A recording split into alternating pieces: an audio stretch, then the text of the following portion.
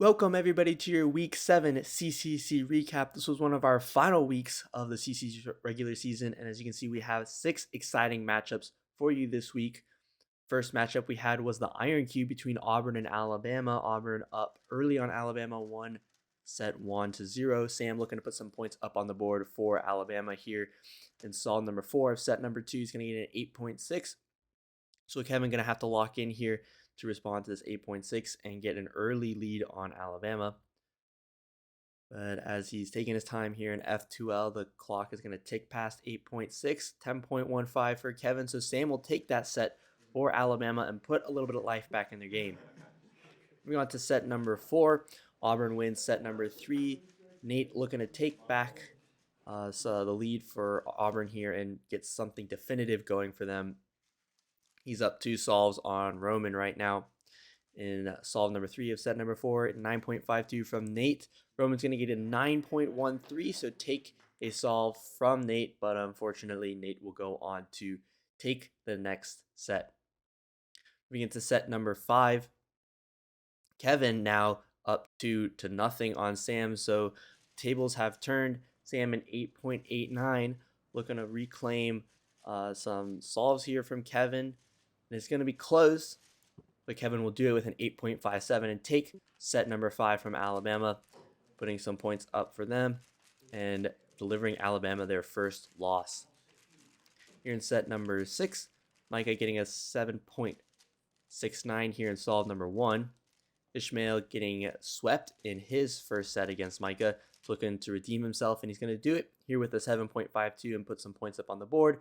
But Auburn going to come away with the win here in this first match of Week 7.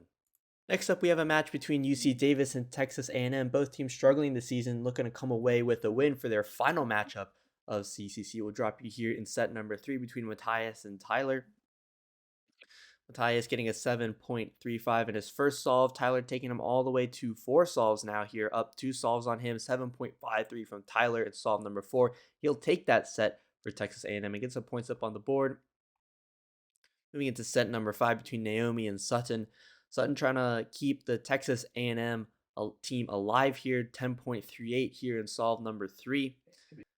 Naomi just needs to take this solve to win set number 5 and get some points for UC Davis.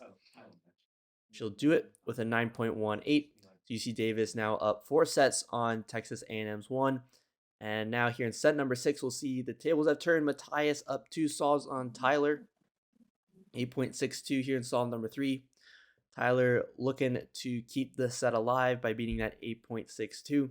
One of our few Rue solvers here, but he's not going to be able to do it, just missing out on that with a 9.02. So UC Davis able to handle Texas A&M pretty well and come away with an end of season win.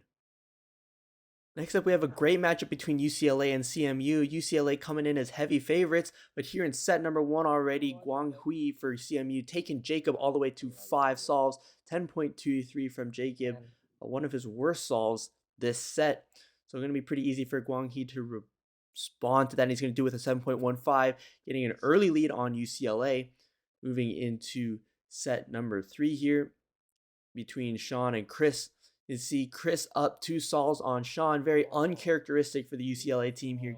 Sean going to get an 8.6 here in solve number 3. Chris trying to take this set for CMU. And in this solve, he's not going to do it, just barely missing out on this with an 8.81. But he'll be able to take that set in the next solve. Moving on to the next set, we have between Sean and Chris again. 7.7 from Chris here in solve number 2, but Sean taking Chris all the way to 5 solves here in set number 6. Chris with a 7.41. Sean looking to respond to this and put some points up on the board for UCLA. He's going to do it with an incredible 4.94 and take that set for UCLA. And actually, it'll be the only set UCLA wins. Unfortunately, Allen had to forfeit his solve, so Carnegie Mellon, the underdogs, able to take this matchup from UCLA. Next up is Columbia and Virginia Tech, both of their final matches. Virginia Tech having won 1 set here, Columbia 2. Sepp fumbling his first set, allowing Benson to get the dub on him.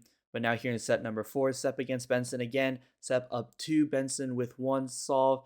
And Sepp is going to do it, get some redemption here for Columbia. and take set number 4. Moving into set number 5, we can see Benjamin up now 1 solve on Kimberlin, just 1 solve away from winning. He's going to get 5.46, so going to be really tough for Kimberlin to respond to this.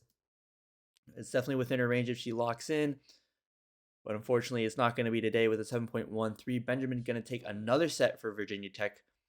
And moving into set number 6, we just see some incredible solving from Maddie here, 4.9. The second solve in set number 6 is going to be a 5.43. Chris is going to have a really hard time responding to these kinds of times. Here in solve number 3 of set number 6, Chris is going to get things kicked off with a 9.10. Shouldn't be too difficult for Maddie to respond to that here. And here in this final solve with set number 6, you'll get a 6.41. So Columbia still going to be a difficult team to deal with moving into the playoffs, but Virginia Tech able to take some sets on them here. Moving on to our next matchup, we have a match between UT Dallas and UCSB. Now, even though UT Dallas lost one of their matches to Florida, they've proven themselves to be one of the trickier teams to deal with. So you'll want to keep an eye out for them moving into the playoffs.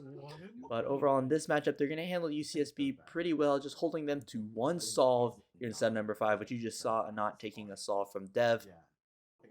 Here in set number 6, solve number 3, and getting an 8.94. Jimmy looking to respond to this, and he's going to do it with a 7.87 and round off this matchup for a W for UT Dallas.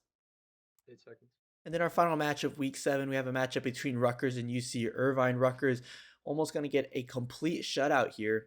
We'll just take a look at a couple of their solves here in set number 3. Between Sean and Gavin, we'll look at one of the closer solves this matchup. Gavin with a 7.93. Sean, some hesitations here in last layer, 7.76. That's actually going to be the closest solve this whole match, jumping ahead to set number 6. Gavin able to take a solve on Sean due to DNF. Here in solve number 3, 7.56 from Gavin. Sean looking to get a lead here on Gavin. He's going to do with a 6.66. So Rutgers is able to hold UC Irvine just to that 1 solve there in set number 6. And that'll do it for week 7 of the CCC, one of our final weeks of the regular season, which means we'll be getting postseason things kicked off shortly. So make sure you stay tuned for that. And thank you for watching.